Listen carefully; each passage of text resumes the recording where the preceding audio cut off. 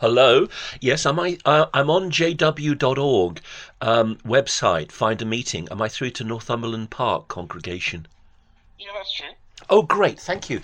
Um, it was suggested to me at one of the carts that I go to jw.org and read Enjoy Life Forever. hmm I've been doing that. I was wondering if it's possible to help with lesson 24, paragraph 3, which puzzles me a lot. It talks about spiritism, and I'm kind of Mark, puzzled about that. Mark, we spoke before. Do you remember? Um, there have been so many Sorry, Robert. conversations. You've spoken to me before. Robert, Yeah. yes, my name is. You remember my name? My name is Robert. Yes. Yes, but this is a different lesson. This deals with Satan and his demons. It says mislead many people through demonism or spiritism, which is the bad practice of trying to communicate with spirits. So it's saying in lesson 24, paragraph 3, that spiritism is wrong, but in the finished mystery, page 144, it says that Pastor Russell, after his death, beyond the veil means after his death, he's guiding the Watchtower Society from beyond the grave. Well, that's spiritism. That's necromancy, contacting the dead, which, shocks me a bit, sir. Um. So, who's contacting the dead? According to the finished mystery, I've got a copy of that book. Yep. On page 144, hmm it talks about Pastor Russell having passed beyond the veil. Now, that's an old Victorian term, although 1917 is after Queen Victoria, of course. It's an old English term for having died. And Okay. it's saying that after his death, Pastor Russell is guiding the Watchtower Society here on earth. hmm So I'm kind of with respect, a little bit shocked at that, because I don't believe that Christians are supposed to communicate with dead spirits, and yet So, the Watchtower's because saying he's that on page guiding, 144. because if he's guiding, does it mean he's communicating, or does it mean that people are communicating with him? Well, Does it say that? it doesn't really specify which of those two is true, but it is saying that But he's. is it possible for both to be true? I guess, according to the Watchtower, that could well be the position. I can read the finished What would you mystery. say? Pardon? You said according to the Watchtower, but what would you say? Well, I'd have to actually read the finished mystery, page 144, to you. Would you permit me to do No, that? but what would you? I'm not asking you for what the Watchtower says. Yes, I'm just asking you, what do you think? I don't believe in necromancy at all. I think it's wrong. So when you say necromancy, define that for me, please. Well, Because I'm not familiar with the term. contacting the dead, and Contacting the dead. speaking to the dead. Could I actually Okay, so read when it the says finished that mystery? guiding, Pardon? when it says that Russell is guiding, does that necessarily mean that he has to be in communication? Well, yes, it does. Because let me Okay. read the finished mystery, page 144, to you. It's page 144, it's the top of the page, and it's a commentary on Revelation chapter 8, verse 3. And it says, another angel, not the voice of the Lord mentioned in the preceding chapter, but the corporate body, the Watchtower Bible and Tract Society, which Pastor Russell formed to finish his work. The verse shows, this is Revelation 8:3, that though Pastor Russell had passed beyond the veil, that means he died, Yeah. he is still managing every feature of the harvest work. The Watchtower Bible and Tract Society is the greatest corporation in the world because from the time of its organization until now, the Lord has used it as his channel through which to make known the glad tidings. Okay. So it's saying that Pastor Russell, you see, and I say this with respect, he's guiding, he's died. He died. Yeah, he's guiding the Watchtower Tract Society. Yes, he's guiding the Watchtower Society here on earth. He's been turned because he died in 1916, 2 years after 1914. When he died, the Watchtower is implying that he's been turned into a non-human spirit creature. And as a non-human spirit creature, he's guiding the Watchtower Society here on earth. And, to me, that's necromancy, you see. I don't believe we should be having anything to do with communicating with the dead, as your book, chapter 24 of Enjoy Life Forever, paragraph 3 says. And I say that with respect, sir. How do you think it works? How do you think he guides them? It doesn't actually have a conversation. It doesn't actually say how that happens, but of course. I think that's an important part, though, don't you think? Well, it doesn't actually say how he's guiding. For example, I'll give you an example, an illustration. I could be the owner of a company, and I could guide, make decisions that ensure that the company goes the way I want it. Does that mean that I directly communicate with Bob in finance? Could you just say that again, please? Sorry. So I could be the owner of a company. Mm-hmm.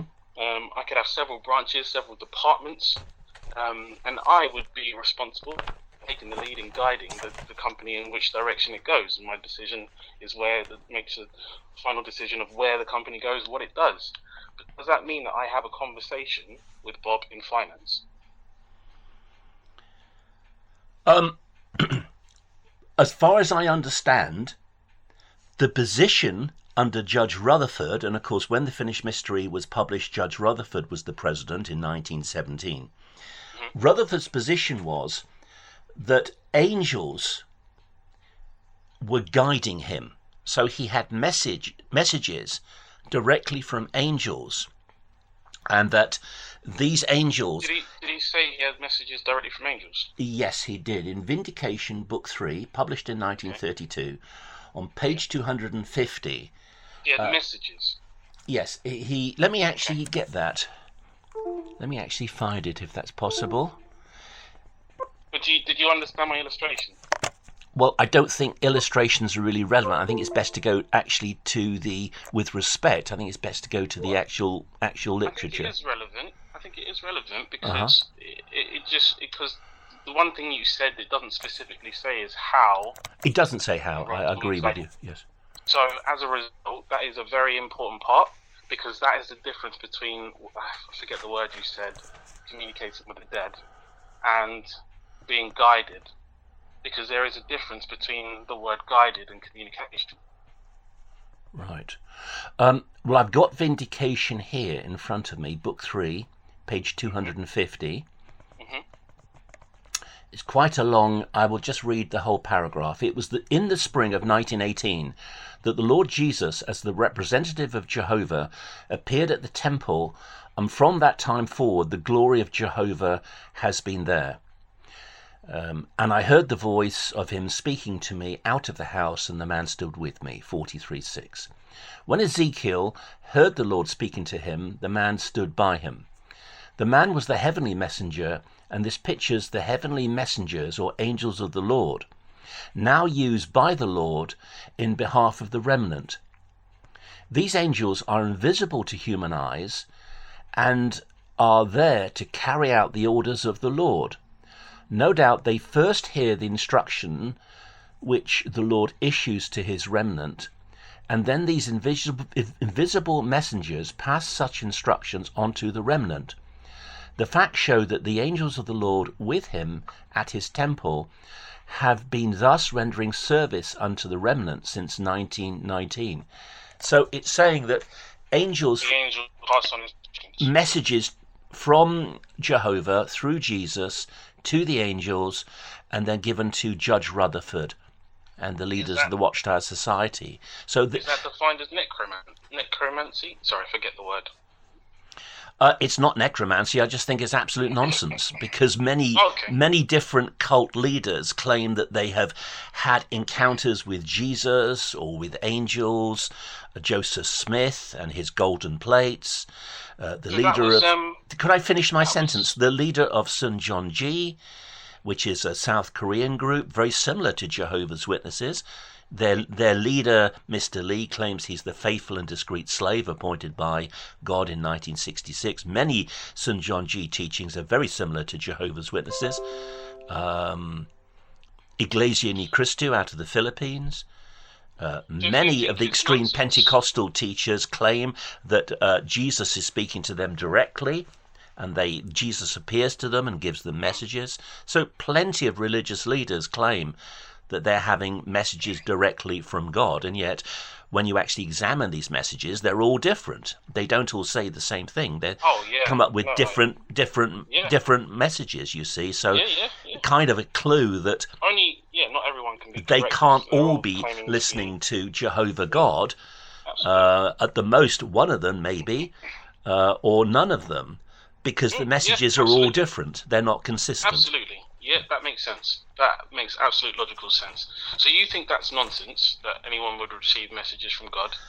So what's the purpose of your call? Well, I'm really If you puzzled. disagree. I'm really puzzled about your book, Enjoy Life Forever, Lesson 24, paragraph 3. I understand what you're saying, but I don't understand. If you think it's nonsense, no, I didn't. Anyone would have any what's nonsense? communication with angelic beings or God. Yes, I did say that. Yes, I believe it's nonsense that people today are having Jesus appear to them, and they're getting new revelations from Jesus today. The reason I say that is I believe that the revelation of Jesus, who Jesus is and what he did, was fully revealed through the apostles. We have the apostles teaching, the revelation of the apostles in the New Testament. 2 Timothy 3:16. All scripture is given by inspiration of God and is profitable for doctrine, for reproof, for correction, for instruction in righteousness. Verse 17. That the man of God may be complete, thoroughly equipped for every good work. So with the New Testament, I have the apostles' doctrine. Luke and Mark weren't apostles, but they accompanied the apostles on their missionary journey.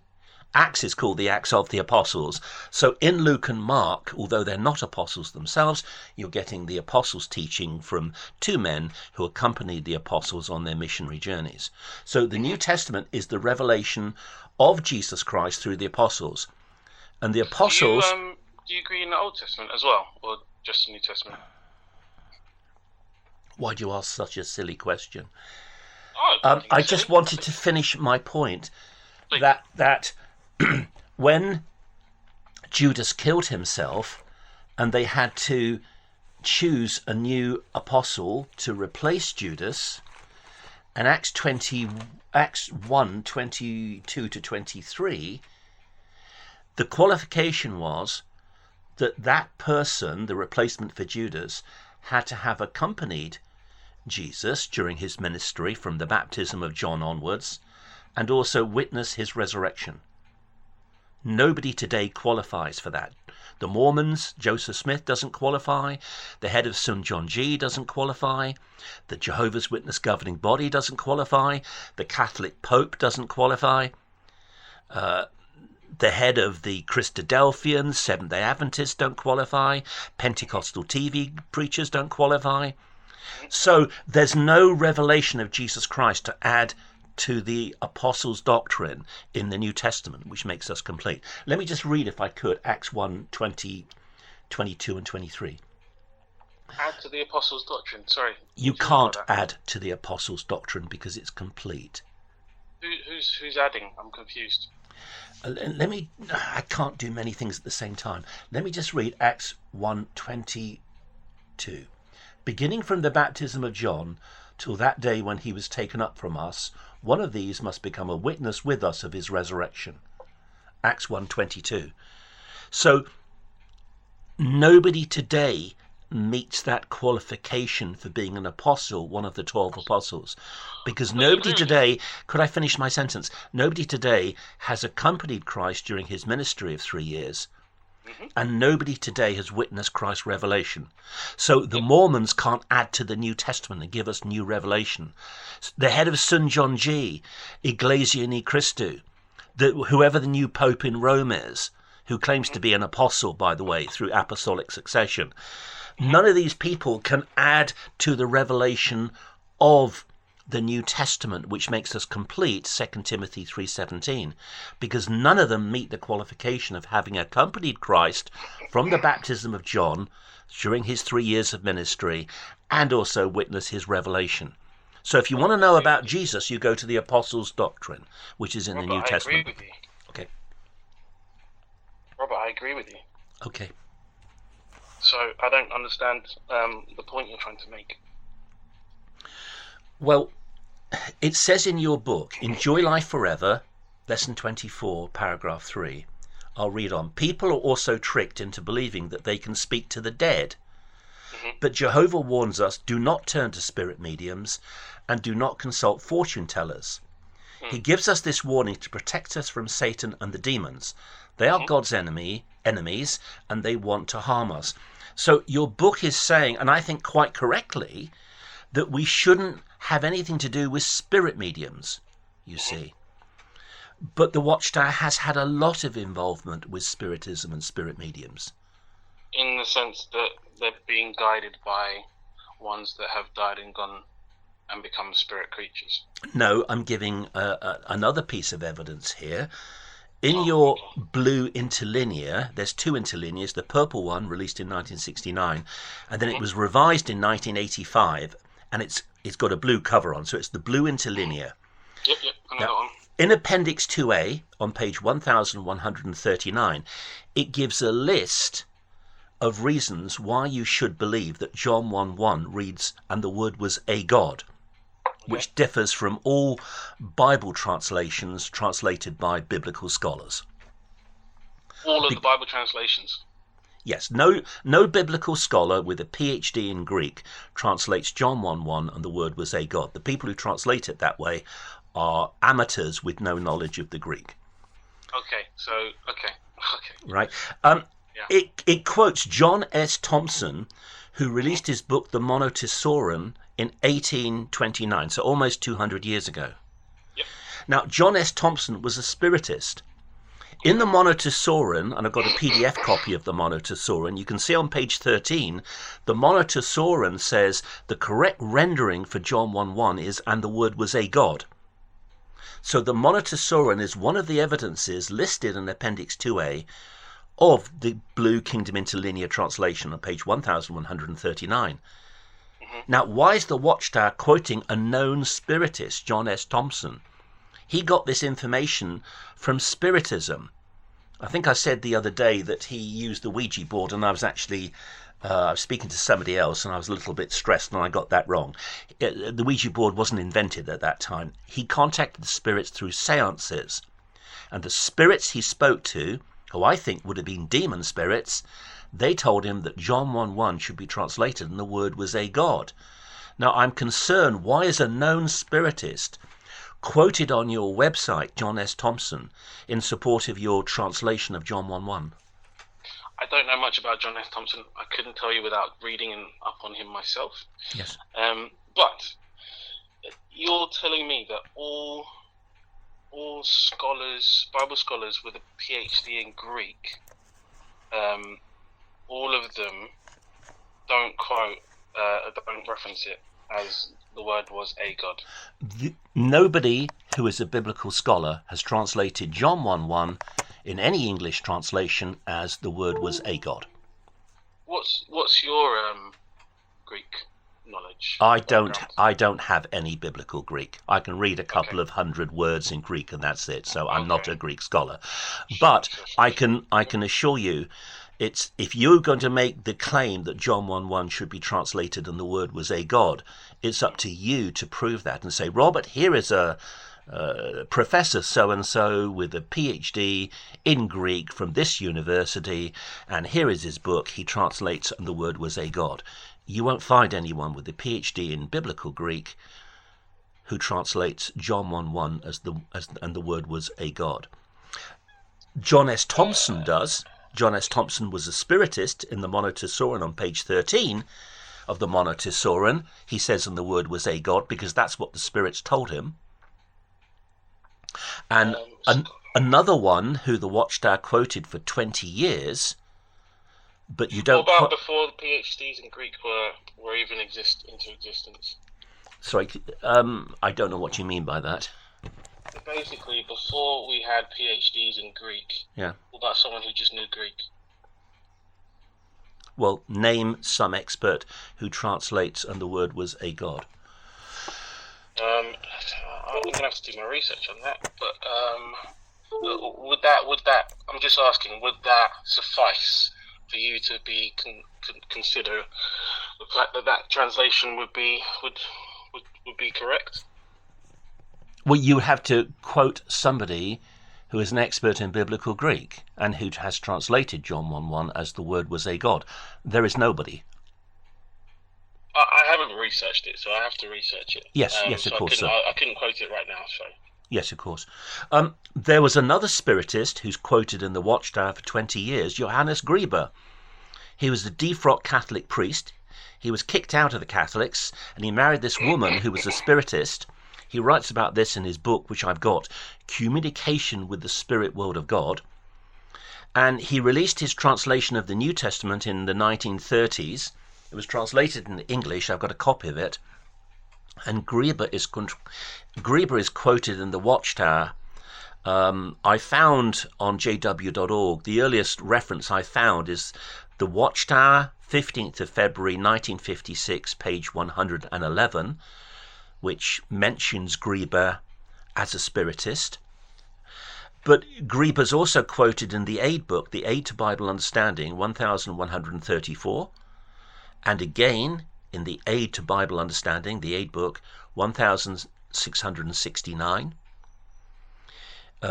He's quoted because he rendered John 1:1 and the Word was a God. You see, Grieber's New Testament... Grieber was a German. He was a defrocked Catholic priest, and he's the only person... He went beyond John S. Thompson. He didn't just contact spirits and seances.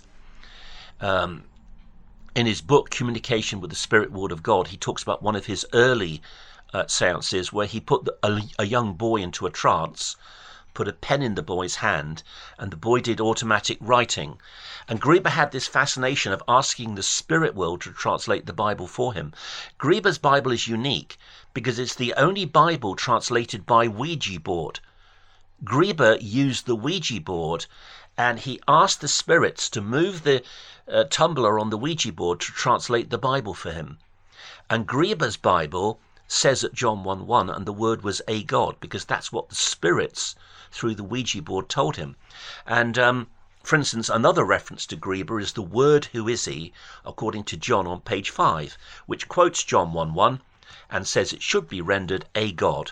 The Word was a God, because that is how Johannes Grieber's translation of the New Testament renders it. So there's two examples, John S. Thompson and Grieber, of the Watchtower Bible and Tract Society using the occult and seances, and in the case of Grieber, using the Ouija board to translate the Bible. I mean, I'm shocked at this, sir. Real Christians should not have anything to do with the occult and seances and the Ouija board. Yeah, I agree. So I don't have... I mean, I'd have to look into those people and do the research on John 1:1 to see the extent of who supports it. Yes. The translation that the Jehovah's Witnesses use.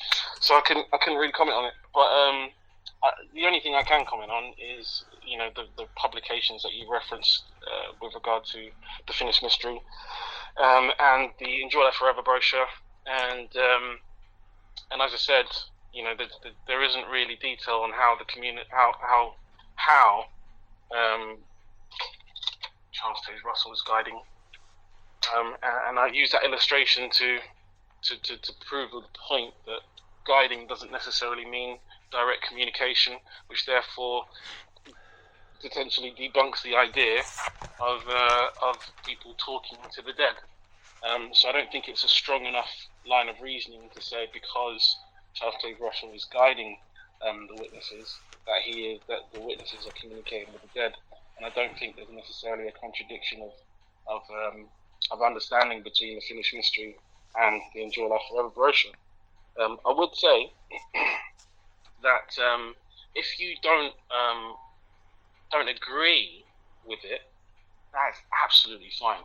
And I think that, you know, the great thing about what God has given us is free will and the basis of understanding and looking into things ourselves, which is a great blessing and a privilege that we all have. But I don't see the basis of your call. What is the purpose of your call? Well, did Pastor Russell or any of the Watchtower leaders have any knowledge of biblical Greek or Hebrew? There seems to be evidence that they didn't. Okay.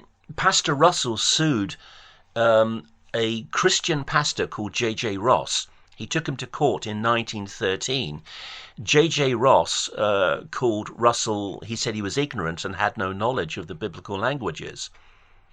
And Russell foolishly took him to court, and Russell lost in court because the court simply said to Russell, would you please, I'm quoting the transcript from memory here, but Russell was asked to explain, to read to the court in biblical Greek, and he couldn't do that. He proved under oath in court that he didn't speak any Greek. So Russell was an ignorant man. Why should I want anything to do with an ignorant man like Russell, you see? And you don't I'm still trying to understand the purpose of the call. You don't agree with Russell. So you're calling me to tell me that you don't agree with Russell? Well, I don't think there's any support for the Watchtower translation that the word is a god. It comes from the spirit world. It comes from demons. Do you know who? Okay. Do you know? So you're calling me to tell me that you think the Watchtower translation is demonic? I said it's wrong, and at John 1:1 it borrows from Spiritism, because it is the Spiritists, the people who contact the dead, who contact demons through Spiritism, like John S. Thompson and Johannes Grieber. They're the ones who came up with the idea and the word was a god. It comes from the spirit world, from the demons. So let me get this. Just trying to understand. You're calling to let me know that publications, not just publications, sorry, the translation is not inspired by God, that basically it's inspired by demonic. Sorry, what translation? Yes, I believe the Monotesauran, John S. Thompson in the Monotesauran, and Grieber's New Testament were not just inspired. Certainly in the case of Grieber, every word came through the Ouija board in the case of Johannes Grieber. So it came from the spirit world. The translation came from the spirit world, who John S. Thompson and Grieber contacted through seances. And in the case of Grieber, he went beyond that. He used the Ouija board to translate the Bible. So the rendering of John 1:1, and the word was a god, it originated with John S. Thompson. Grieber came up with the same translation because he contacted probably the same spirits, demon spirits, through the Ouija board. It's not a Christian translation. It comes from the occult. But why do you think that? Does our reference, our interlinear, does it say that it got the information from these people? Or does it just quote them? It quotes John S. Thompson in the Monotesauran on Appendix 2A, page 1139 of the blue, not the purple, the blue interlinear. All right, it doesn't give the page number in the Monotesauran, but I found out. Yes, it quotes. Where it got it from? Yes, it says, and the word was a god in the Monotesauran. No, I understand what you're saying, but does the interlinear say this is where we got that information from? Yes, it's support. Yes, it's support. Support is different to. Well, you have to read. You have to become more familiar with your own literature. If you go to if you go now to jw.org and you turn to, or you get a copy of the Blue Interlinear, you will find it in Appendix 2A on page 1139 of your literature. I have a copy of it. It's just not in this house. Sure. I actually have a hard copy of it. Why didn't you look at it and get back to me? What I'm asking you is two things. One, one of the things I'm trying to understand is: are you saying that we have taken this information from people who are inspired by Spiritism, if that's what you're saying, I would tell you that yes, okay, Charles Taze Russell, perhaps I can't confirm or deny what you said, so I'm not going to comment on it. But if he was to say that he doesn't speak Greek, that's fine. He didn't. You actually don't have. He said he did any speak names. Oh, sorry. Yes, Greek, Russell or... said in court he did speak Greek. He was asked in court, I've got some of the transcript here, Attorney Staunton, so this is the defence. Let me finish my point, sorry. So, whether he can or can't speak Greek, right? Well, can I just prove that he didn't? Can I read the court transcript to prove he didn't? I just finish my sentence. So, if he doesn't, that's fine. Like, regardless, it doesn't make a difference to what I'm trying to say, basically. So, even if he didn't, the New World Translation wasn't necessarily written by Charles Taze Russell. I know it wasn't. It was released. The Greek was released in 1950 under the direction of Frederick Franz. So therefore, if we have the New World Translation, which was a collective group of people, we actually don't know who the actual writers of the New World Translation We were. do, because it came out in court that Fred W. Franz was the head translator. That came out of the Douglas Walsh trial in 1954 in Scotland. So we have a list of all the translators involved. There were 5. And you have all the names. Fred W. Franz was the head translator. Nathan Homer Knorr. There was a Greek national with no training in biblical Greek, but he spoke modern Greek, called Ganges or Ganges. And there were 2 more whose names have escaped me. But the list is quite well known. So that list of people, right? Mm-hmm. You think that they went and they looked at people like the person you mentioned, who was inspired by demons or spiritism, and they took his version and they copied that. They certainly copied parts of Johannes Grieber's Bible into the 1950 New World Translation, because it's not just John 1:1. There are a few passages which are unique to Grieber, which Grieber's new... Could I finish my point, please? There are a few passages unique to Grieber's New Testament which found its way into the 1950 edition of the New World Translation. Please, could you... It's frustrating. Can we speak one at a time? Could we speak one at a time, please? Where or how they made the translation? Sorry, could you say that again? Does it actually say in the New World Translation how they came about their translation? No, it doesn't. But it's obvious that they used Grieber's Bible. Excuse me, could we please... You've asked me a question. Would you give me the space to answer that question? It's frustrating when I can't finish a sentence. We both speak at the same time. Certain passages are completely unique to Grieber's New Testament. All right, and I'm not referring to John 1:1. I'm referring to other passages, and they found their way into the New World Translation of the Greek Scriptures, 1950 edition, under the head translator Fred W. Franz. So there's evidence that Grieber's New Testament influenced the New World Translation Greek Scriptures released in 1950. Influence is potential, it's possible. Because it's unique. Unique passages of Grieber's Bible found their way into the New World Translation. Could I please just... It doesn't mean it's been copied.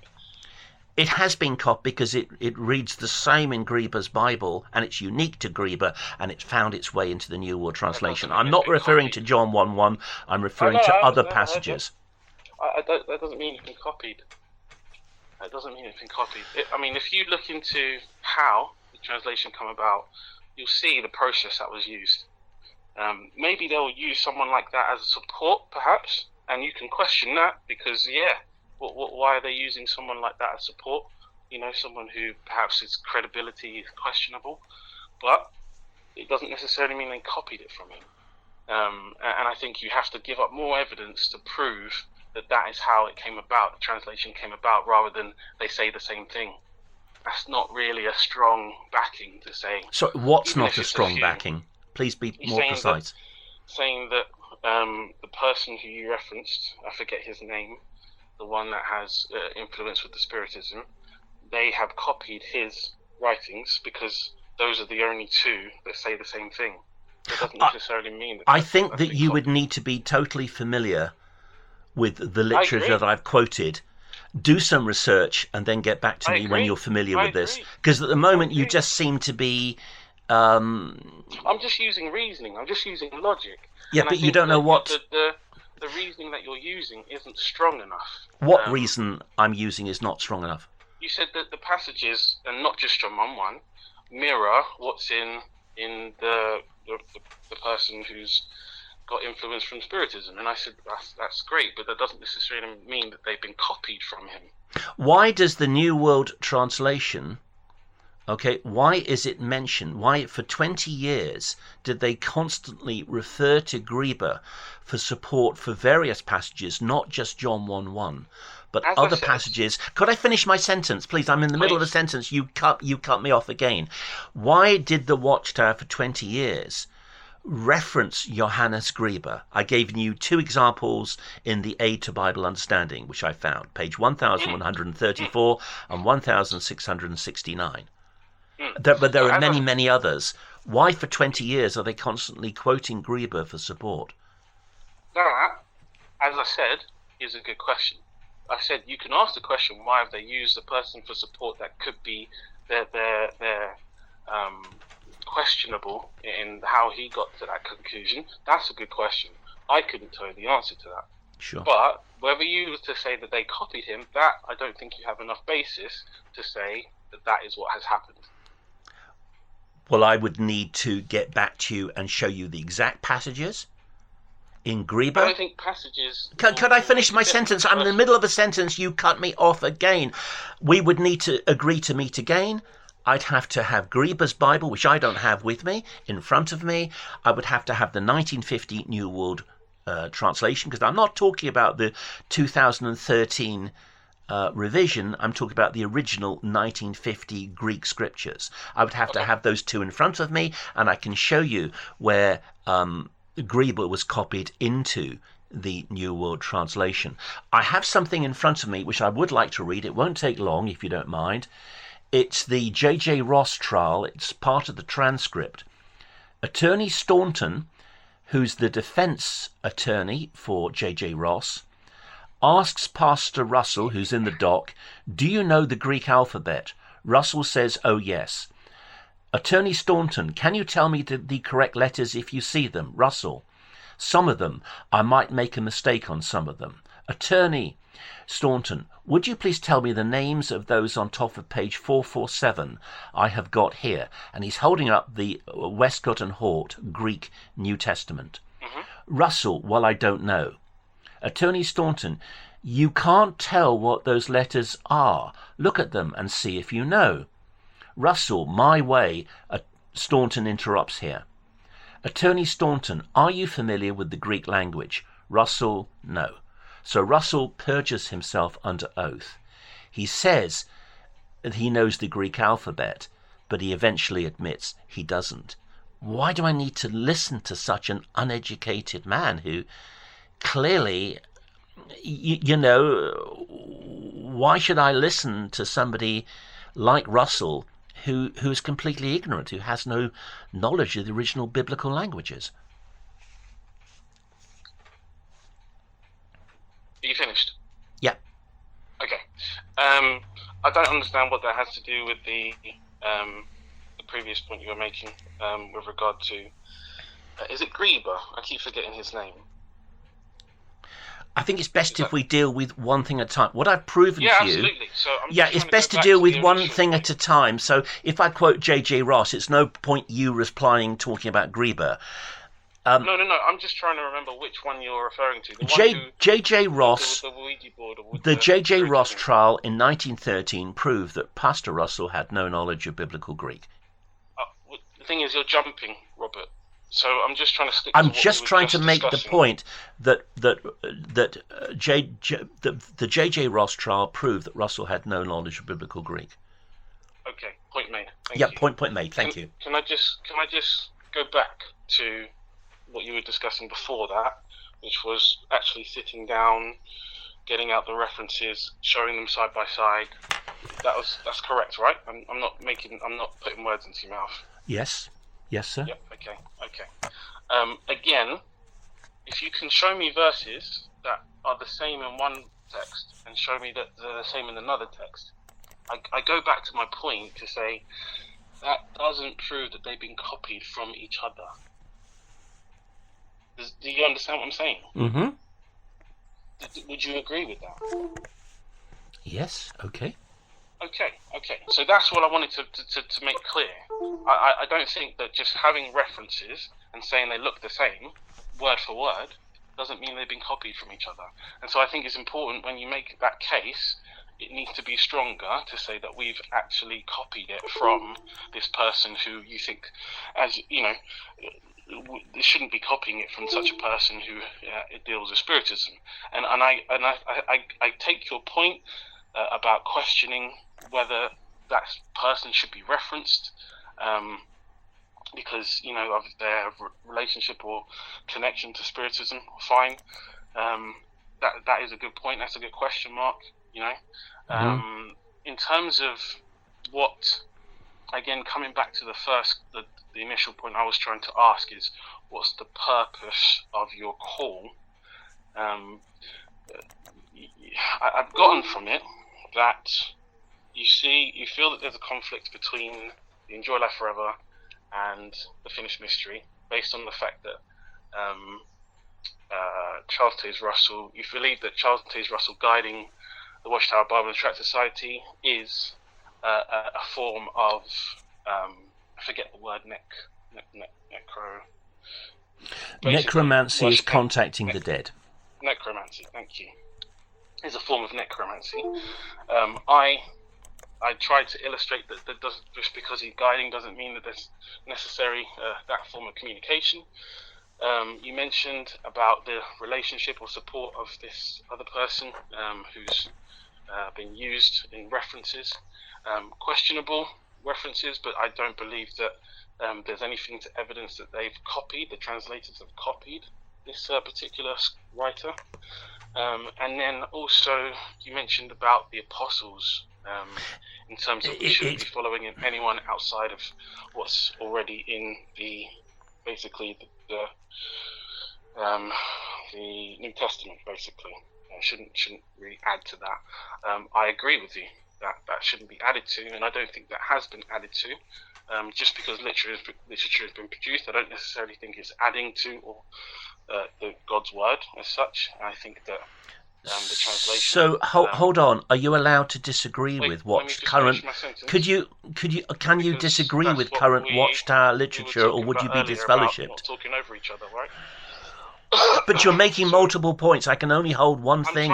If you make 6 or 7 points, I'm not even listening to you, because you need to make one single point. I can talk about one point, but if you give me a list of several things, I can't hold them in my head. I understand everything that you said because you've jumped from different parts to different parts. I was the one who was trying to keep it on to Grieber, and you're the one who wanted to talk about the court case. Can we just do one thing? I'm trying my best. Can we just do one thing? Consolidate everything that you're saying. No, don't. Just talk about one single thing. Can I show you a verse of Grieber that was copied into the New World Translation, John 1:1? The point of showing me the verse, because I don't think you're listening to me. Because you make multiple points. Could we just deal with one thing at a time? Can I read John 1:1 in Grieber's Bible? Can I please read John 1:1 in Grieber's Bible? One more question. Can I ask you one more question? No, can I please read John 1:1 in Grieber's Bible to show you that it's been copied into the New World Translation? My questions. What's the point of the call, Robert? John 1:1 in Grieber's Bible. What's the point of your call, Robert? Because I'm questioning the validity of the New World Translation. You disagree with it. I've given you my points. The basis of John 1:1 comes from Spiritism. Grieber's Bible reads, "In the beginning was the Word, and the Word was with God, and the Word was a God. This was with God in the beginning." When it says, "and the Word was a God," what is the aim that of your was call? quoted in the New World Translation, word for word, and the word was a god. It comes from Greber's Bible, sir. Robert, what's the aim of your call? I don't believe the New World Translation has any scholarship to support it. The rendering and the word was a god comes from Spiritism, the Spiritist John S. Thompson and Johannes Greber. Okay, so what's the point of your call? I don't believe the New World Translation has any scholarship to support it. But what I'm saying is, you not believing doesn't mean you have to pick up a phone and call someone. What is the point of your call? Well, I want to know what sort of response do you have? So regardless of my response, are you going to change your beliefs? Absolutely, if you can prove that I'm wrong. Okay, so you are looking for evidence Yes. to prove yourself wrong. Or are you looking to try and prove yourself right? I'm happy with any evidence that you can show me. If you can show me where I'm wrong, I will change my position, sir. Okay, so you are seeking truth. Pardon? You're a person who seeks truth. You're not just seeking to be right. I'm seeking truth. My question, you see, is on the validity of the New World Translation. No, I understand your question, but I'm trying to understand the purpose, and that is a very important role, because I want to know. A phone call that we've had. Yes, I want to know. In both of our phone calls, it doesn't feel like you actually want to understand why we've done the things we've done. It feels like your only goal is to show that you disagree with it and why you disagree with it. Right, but there's something different between us, you see. I am constantly quoting Watchtower literature to prove my point, and I'm referring to other literature. I've just read from Greber's Bible, John 1:1. I've quoted the Monotesauron on page 13, which says the word was a god. I quote literature to prove my point. I've read from the court transcript of the J.J. Ross trial in 1913. Word for word, I read from the transcript to prove my point. You talk around the topic, but you never, ever reference anything that you say.